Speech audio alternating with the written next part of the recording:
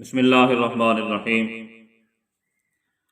حضور کریم خاتم النبیین صلی اللہ تعالی علیہ وآلہ وسلم کی ولادت باسعادت کائنات کا عظیم ترین واقعہ ہے۔ جس دن حضور کریم صلی اللہ علیہ وآلہ وسلم کی اس جہاں میں تشریف آوری ہوئی، خوشی کے اظہار کے لیے اس دن سے بڑھ کر کوئی دن نہیں ہو سکتا۔ احادیث مبارکہ میں ایسے کئی واقعات مذکور ہیں جن میں حضور کریم خاتم النبیین صلی اللہ علیہ وآلہ وسلم کے عمل مبارک سے امت کو یہ تعلیم ملتی ہے کہ جب کبھی خوشی کا لمحہ یاد کرو تو لمحے کی کیفیات اپنے اوپر طاری کر لو، اور جب کوئی لمحہ مصائب و آلام یاد آئے تو غم کی کیفیت میں ڈوب جاؤ۔ جب حضور کریم خاتم النبیین صلی اللہ علیہ وآلہ وسلم نے مدینہ منورہ ہجرت فرمائی تو آپ صلی اللہ علیہ وسلم نے یہود مدینہ کو یوم عاشور کا روزہ رکھتے ہوئے دیکھا۔ آپ صلی اللہ علیہ وسلم نے روزہ رکھنے کی وجہ دریافت فرمائی تو انہوں نے بتایا کہ اس دن اللہ تعالیٰ نے حضرت موسیٰ علیہ السلام کو فتح عطا فرمائی، فرعون اور اس کے لشکر کو غرق نیل کیا، تو حضرت موسیٰ علیہ السلام نے اللہ کا شکر ادا کرتے ہوئے اس دن روزہ رکھا۔ اس دن جو ان کو خوشی نصیب ہوئی، جو فتح کی خوشی تھی، اس کے یاد کرنے میں، اس خوشی کا دن منانے میں حضرت موسیٰ علیہ السلام نے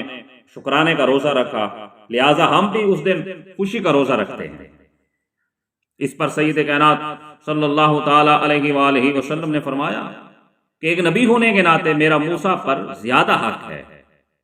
چنانچہ سید الانبیاء صلی اللہ تعالی علیہ وآلہ وسلم نے خود بھی روزہ رکھا اور صحابہ کرام علیہم الرضوان کو بھی روزہ رکھنے کا حکم فرمایا۔ آپ صلی اللہ علیہ وآلہ وسلم نے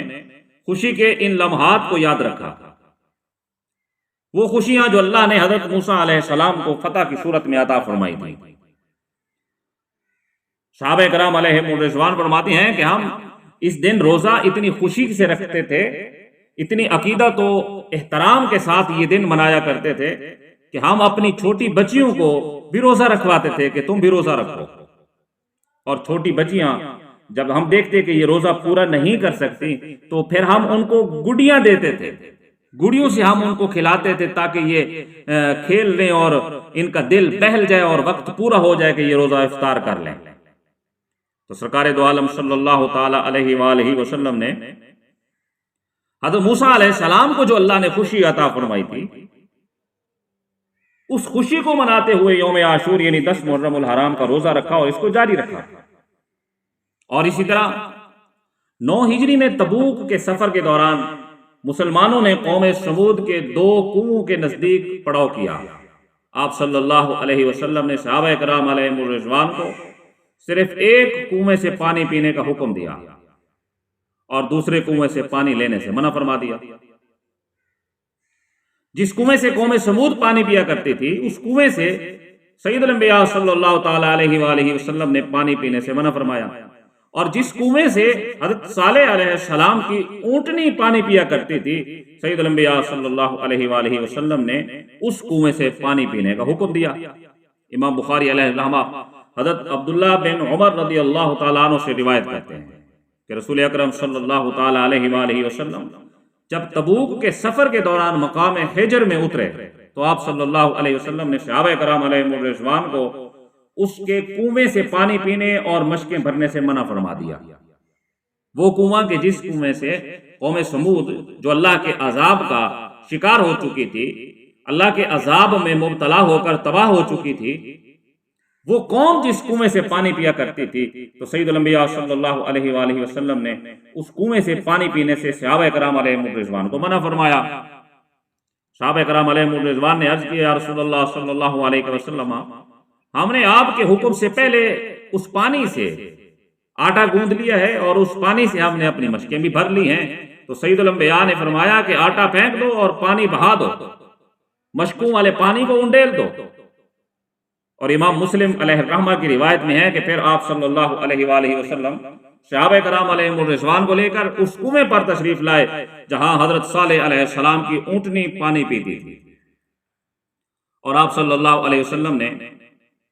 صحابہ کرام علیہم الرضوان کو عذاب زدہ جگہوں پر جانے سے منع فرمایا کہ جہاں اللہ کا عذاب آ چکا ہو ان جگہوں پر نہ جایا کرو، اور فرمایا مجھے ڈر ہے کہ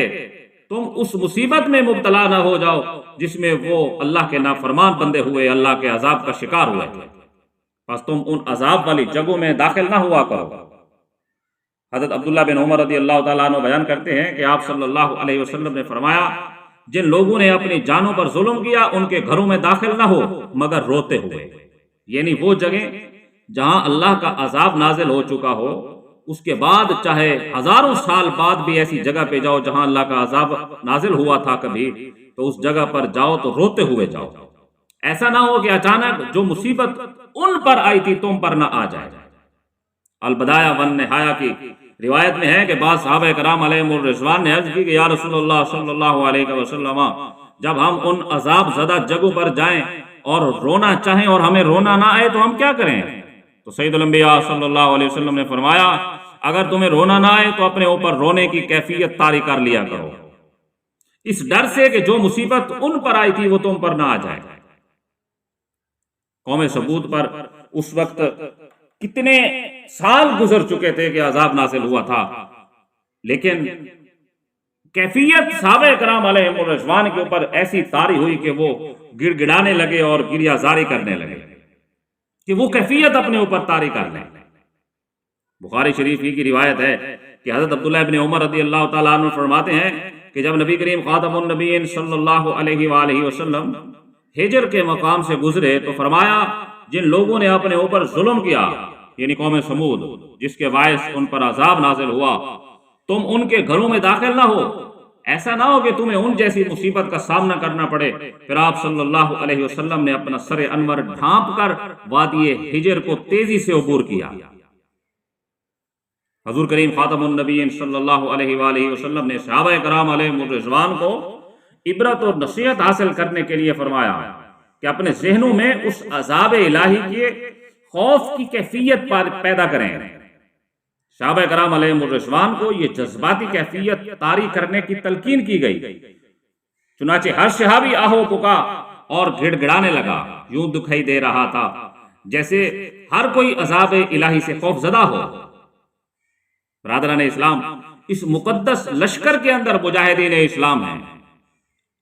اور اس لشکر کے جو سپہ سالار ہیں وہ سید الانبیاء صلی اللہ علیہ وآلہ وسلم ہیں۔ اس دنیا کی ابتدا سے دنیا کی انتہا تک اس جیسا مقدس لشکر زمین پر نہیں ہوا، نہیں گزرا۔ اور سید الانبیاء صلی اللہ علیہ وآلہ وسلم کی شان تو اللہ نے قرآن میں یہ بیان فرمائی ہے وَمَا كَانَ اللَّهُ لِيُعَذِّبَهُمْ وَأَنْتَ فِيهِمْ۔ اللہ فرماتا ہے کہ اے محبوب صلی اللہ علیہ وآلہ وسلم آپ کا وجود اس کائنات کے اندر اتنا بابرکت اور عظمت والا ہے کہ آپ کے ہوتے ہوئے میں رب کی یہ شان نہیں ہے کہ ان کے اوپر میں اپنا عذاب نازل کر دوں۔ جن کی وجہ سے، جن کے وسیلے سے، جن کے نام کی برکتوں سے، جن کے طلبوں کی برکتوں سے اس دنیا سے عذاب ٹلتے ہیں، وہ ذات اس لشکر میں موجود ہے۔ لیکن پھر بھی کیفیت یہ ہے کہ صحابہ اکرام گڑ گڑا کر اس بستی سے گزر رہے ہیں جس بستی میں قوم ثمود آباد تھی، جہاں اللہ کا کافی عرصہ پہلے عذاب نازل ہوا تھا۔ ایسا اس لیے ہوا کہ امت کو تعلیم مل جائے کہ غم اور خوشی کی کیفیت اپنے اوپر طاری کر لی جائے تاکہ عبرت حاصل ہو،